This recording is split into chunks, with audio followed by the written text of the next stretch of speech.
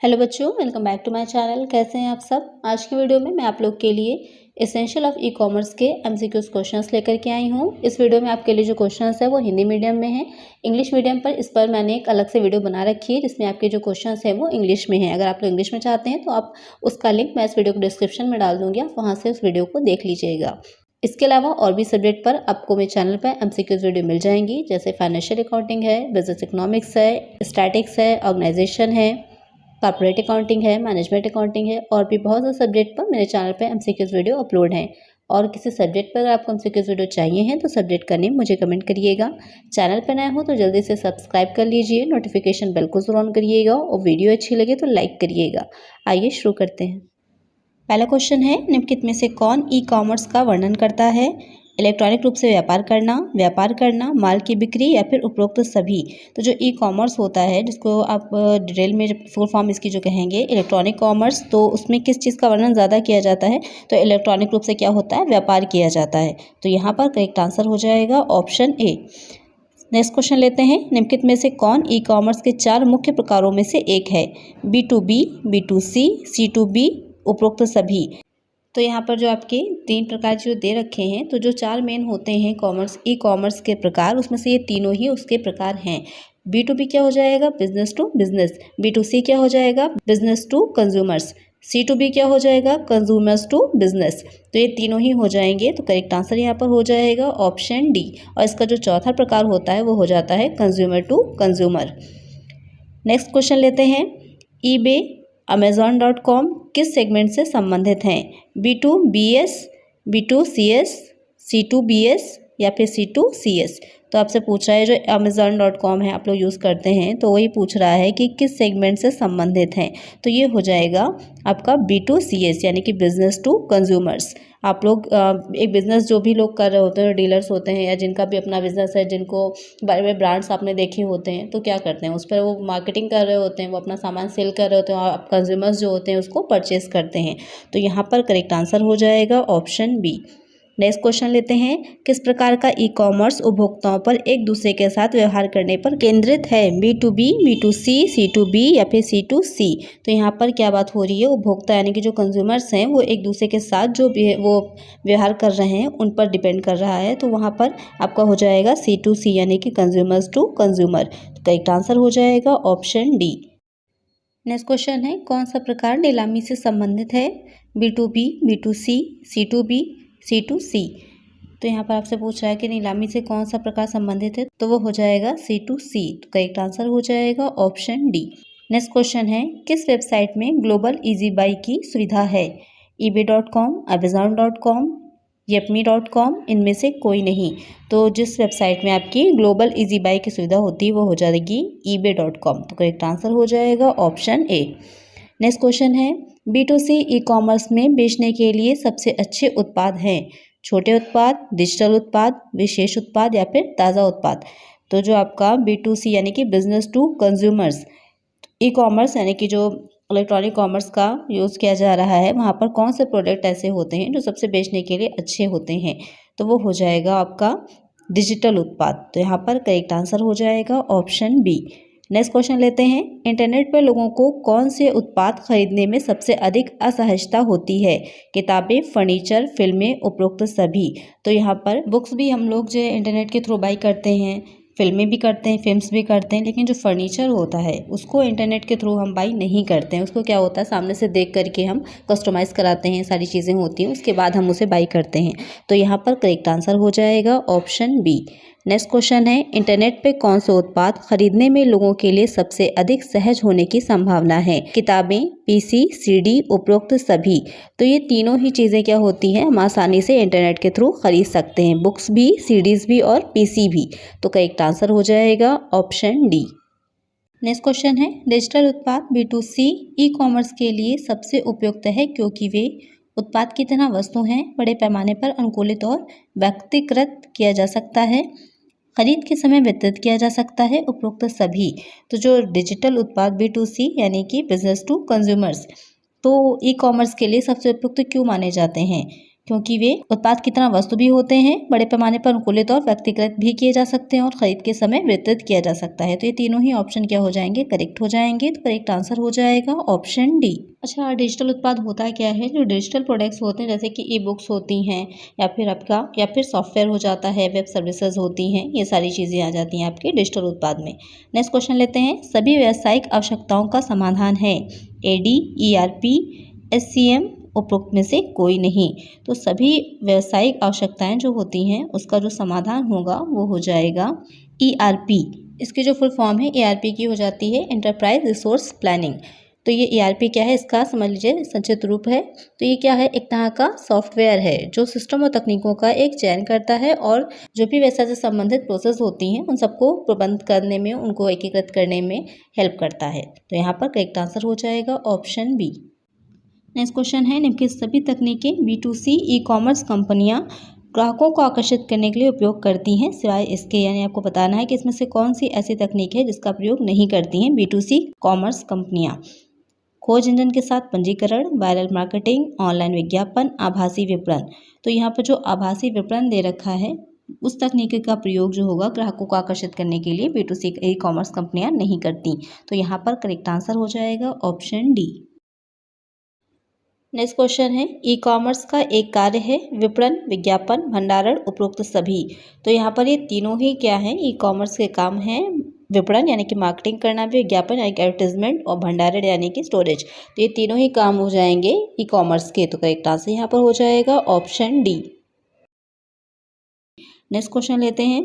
कौन सा शब्द उन लोगों की संख्या का प्रतिनिधित्व करता है जो एक साइट पर जाते हैं, किसी विज्ञापन पर क्लिक करते हैं और विज्ञापनदाता की साइट पर जाते हैं?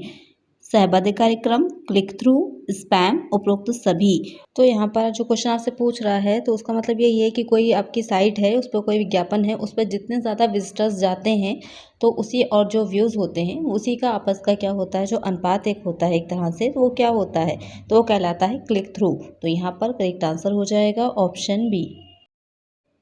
नेक्स्ट क्वेश्चन है, वेबसाइट पे आने वाले और वास्तव में कुछ खरीदने वाले ग्राहकों का प्रतिशत क्या कहलाता है? यानी कि बहुत से लोग वेबसाइट पे जाकर सर्च तो करते हैं लेकिन क्या करते हैं, बाई नहीं करते।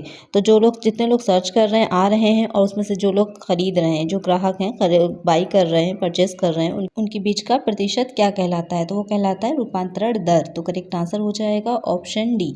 नेक्स्ट क्वेश्चन लेते हैं। एक विनिर्माण कंपनी में उत्पादन में उपयोग की जाने वाली सामग्री क्या है या खुदरा वातावरण में बिक्री के लिए शेल्फ पर रखी जाती है? प्रत्यक्ष सामग्री, अप्रत्यक्ष सामग्री, ईडीआई, उपरोक्त में से कोई नहीं।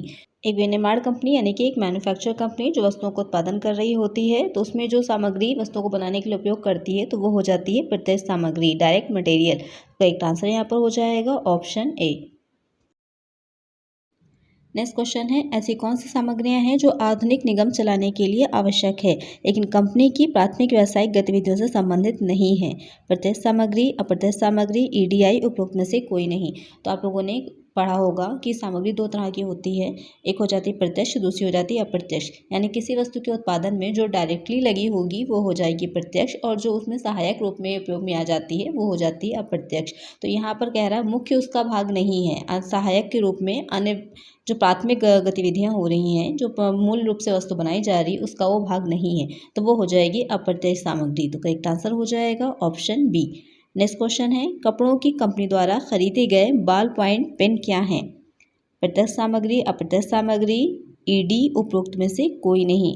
तो कोई एक कपड़े की कंपनी है, वो बॉल पेन खरीद रही है, तो वो क्या हो जाएगा उसके लिए, वो होगी उसकी अप्रत्यक्ष सामग्री। क्यों? क्योंकि जो उसके जो एक्स्ट्रा काम है, ऑफिशियल वर्क होगा, उन सब वहाँ पर उन पेन का यूज़ करेगी वो, तो वो हो जाएगी अप्रत्यक्ष सामग्री, इनडायरेक्ट मटेरियल। तो करेक्ट आंसर हो जाएगा ऑप्शन बी।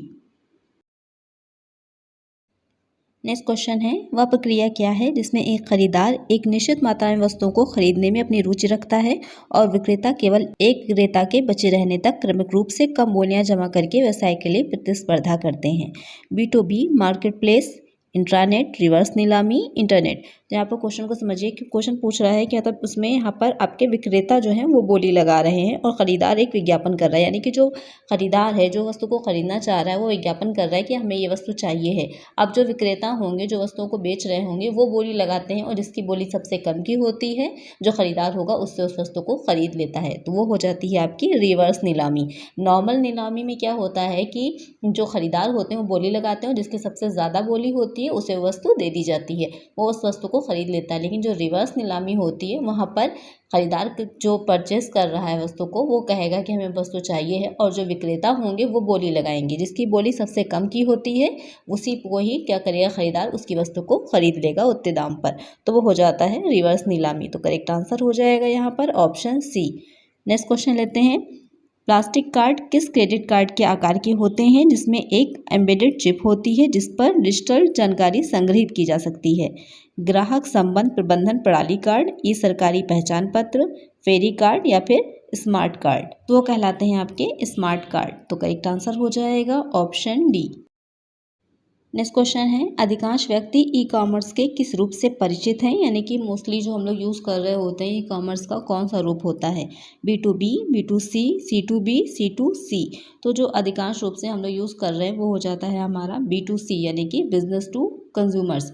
जो भी वेबसाइट वगैरह हैं उन पर जो भी बिज़नेस कर रहे हैं लोग या फिर जो भी सेलर्स होते हैं वो अपनी चीज़ें डालते हैं और हम क्या करते हैं जो कंज्यूमर्स होते हैं उन चीज़ों को परचेस करते हैं, तो वो हो जाएगा B2C। तो करेक्ट आंसर हो जाएगा यहाँ पर option B.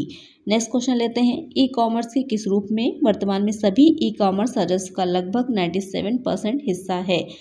B2B, B2C, C2B या फिर C2C।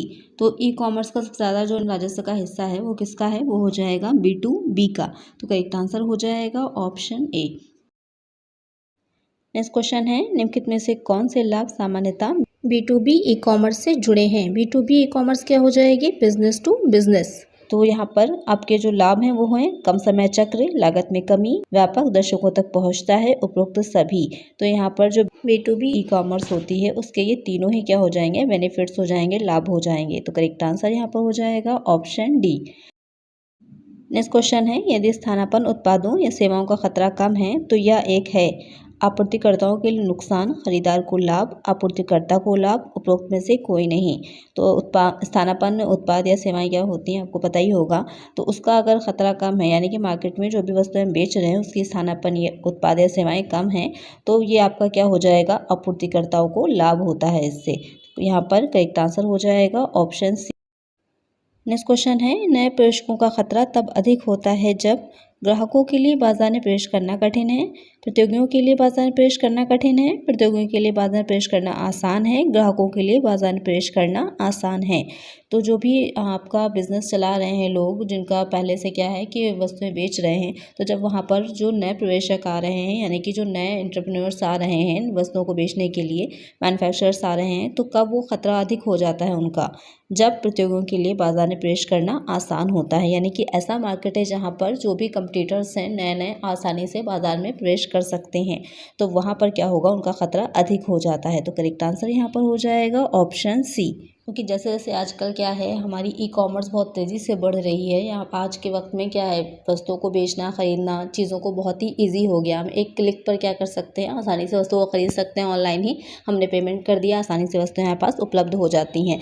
तो अपनी जो नए नए और जो उद्यमी हैं एंटरप्रेन्योर्स हैं उनका मार्केट में आना, वस्तुओं को बनाना और चीज़ों को बेचना क्या हुआ है? आसान हो गया है। आज की वीडियो में इतना ही, मिलते हैं नेक्स्ट वीडियो में कुछ और नए क्वेश्चंस के साथ। अगर वीडियो अच्छी लगी हो तो लाइक करिएगा, चैनल पर नए हो तो सब्सक्राइब करिएगा, नोटिफिकेशन बेल को ज़रूर ऑन करिएगा जिससे जो भी वीडियो मैं डालूँ उसका नोटिफिकेशन आपको मिल जाए।